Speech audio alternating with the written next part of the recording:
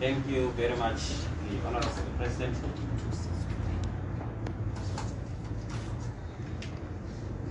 Thank you very much, Honourable President. I'm being advised that to take very few questions today because we had to adjourn our National Standing Committee just to come and have this interface with you, members of the Fourth Estate. Please bear with us. We always want to give you all your time, but today we're in the middle of a very long agenda that we have to also dispose of in no time at all.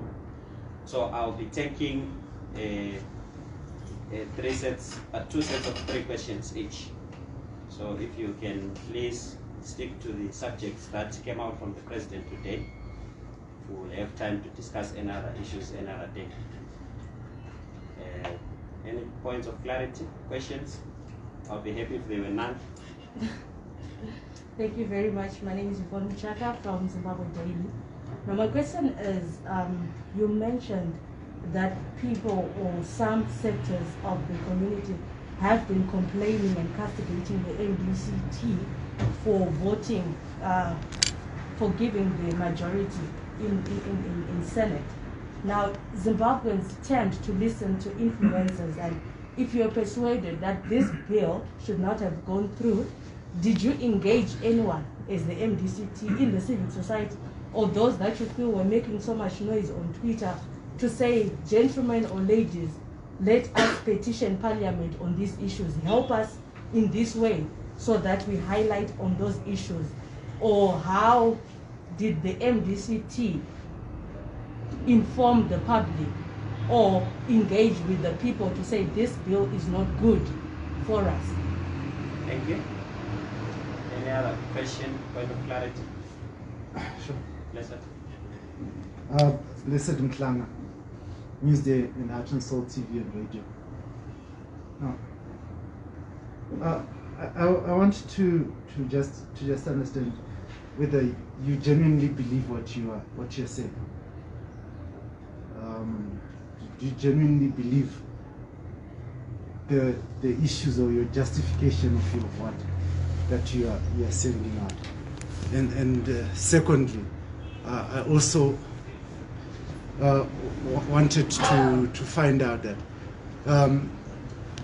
before this vote actually happened, there was a leak from your party which said that you were grandstanding in your debate, and when the voting comes, your members of parliament were going to vote with ZANU-PF, and names were provided, and those names of the people that were provided were the ones who voted yes with ZANU-PF and therefore gave 2/3 majority. Whereas, had you not voted with ZANU-PF, that bill would not have passed the Senate. Thank you. Then we have the final question on this round before the President responds. If there is none, Mr. President, you can respond to those two. Thank you very much. Let me start with the question by Yvonne. Did we give civil society notice on what they should have done? Now, if you look at the civil society we are talking about, we are talking about civil society which contains a group of lawyers, competent lawyers in their midst, and they are very, very knowledgeable. They were debating this anyway, but they were debating on Twitter, they were debating on Facebook, and they were not taking advantage of what they should do if they were very serious with opposing this bill. Regarding other political parties, what legal advice should I have given to Tendai Biti? What legal advice should I have given to Watchman Mube? Don't they know that there's petitioning of parliament? Don't they know that you can demonstrate? Don't they know that you can picket? These are things that they know and they chose not to do. And they are instead they concentrated a lot on hate. And this brings us to this issue that we don't think that their political strategy really works.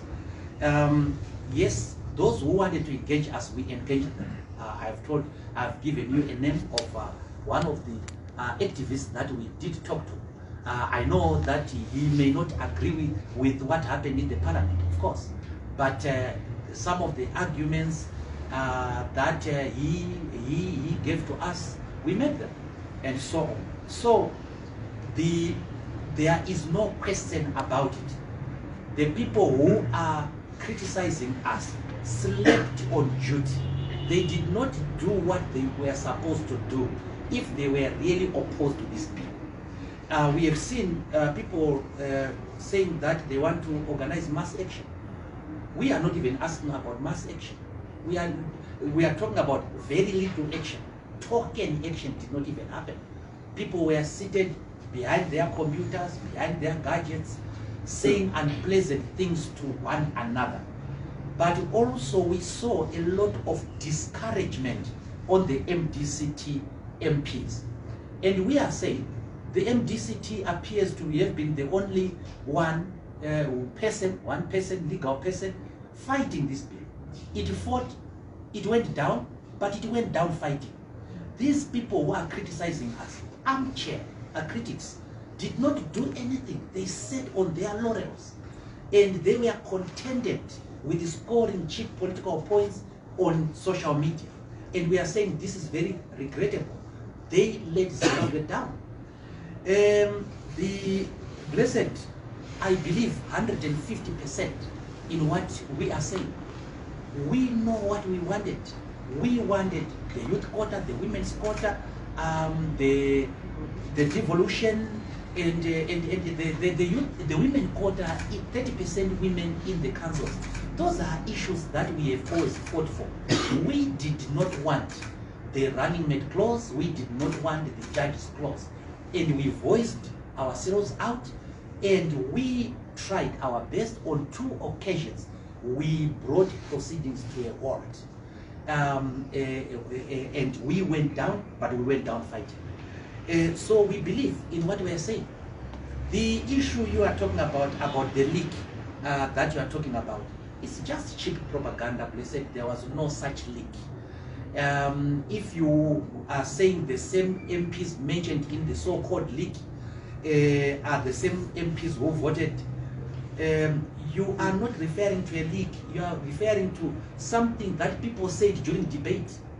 There were MPs, senators who stood up and made it clear that they were supporting certain things within the bill. And that's not a leak, that's not intelligence that you got. It is something that is on Hansard. It's something that you would have seen from the parliamentary chamber. By the way, parliamentary chamber is a public place. So there was no strategic leak. That issue that came up in the news day was a blatant lie. We did not coax any MPs to vote the way they did. By the way, I am only one vote within the Senate, and so on. And my vote is there in the Senate. There were some people who were accusing me of having voted in the National Assembly. I don't sit there, and so on. So this is just a cheap propaganda which people then concentrated on and lied. It was foreseeable to anybody sensible how the women in Zimbabwe would look at the women's quota. It is sensible, it is reasonable, it is to be expected. Thank you very much, Mr. President. Any other clarification? Yes, sir. I'll come back to you, President. Yeah, sorry, I'm just being reminded by Engineer Mzuli here. The mathematics that you have been trying to do in the press is wrong. It is not the MDC that made the ZANU-PF have a majority in parliament. It was the electorate. They have the majority anyway.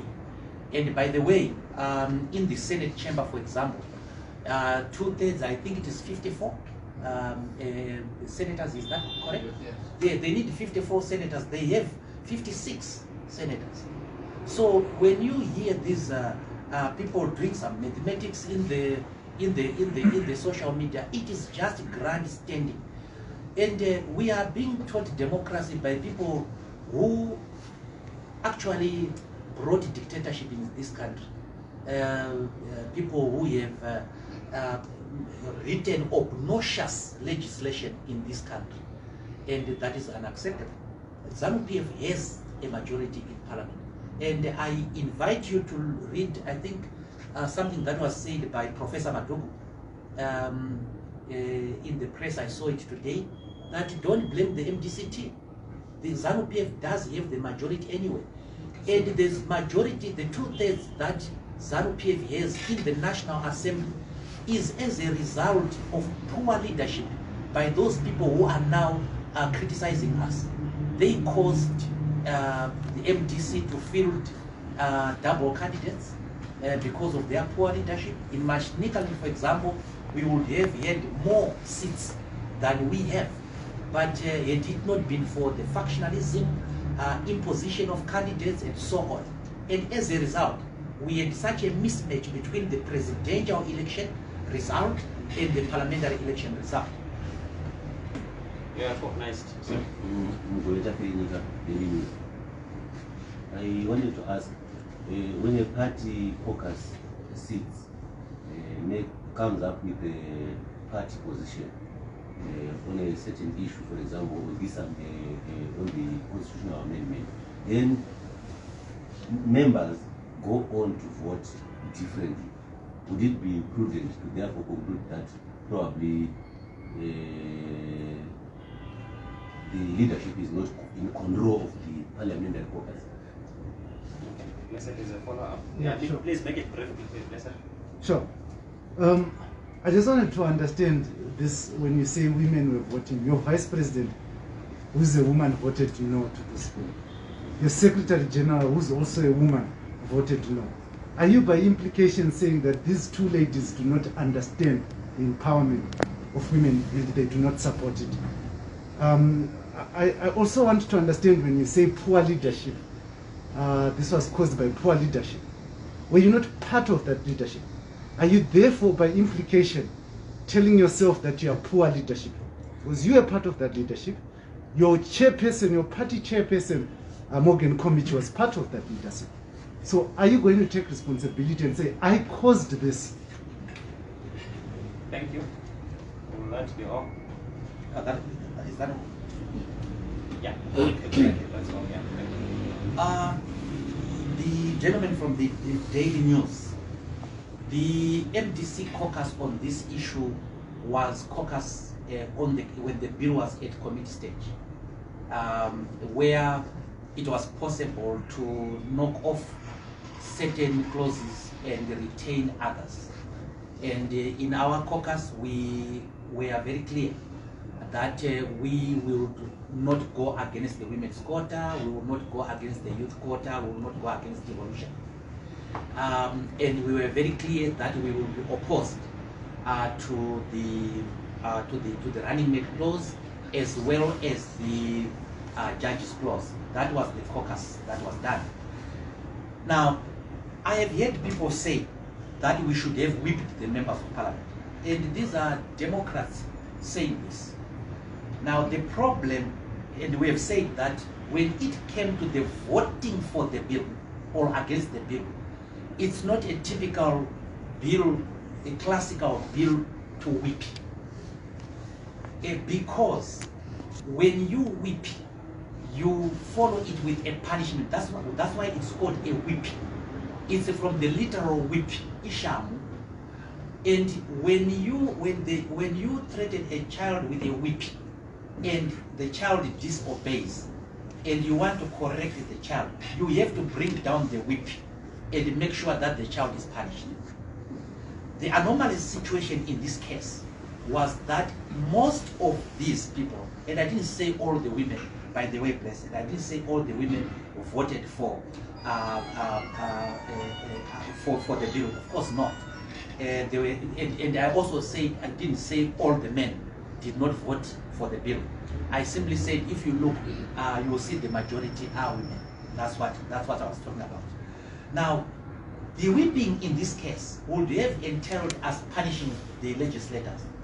And we were going to have a situation where we are going to punish people for having defended their agenda, for having voted for the incremental gain they made in 2013. And by the way, there was no substitute. If there was 50-50 there, and this, I think, a quarter, I'm sure the women would have voted one way. But there was no substitute, there was no better substitute. And therefore we did not whip them at voting stage. And we couldn't have whipped them at the voting stage.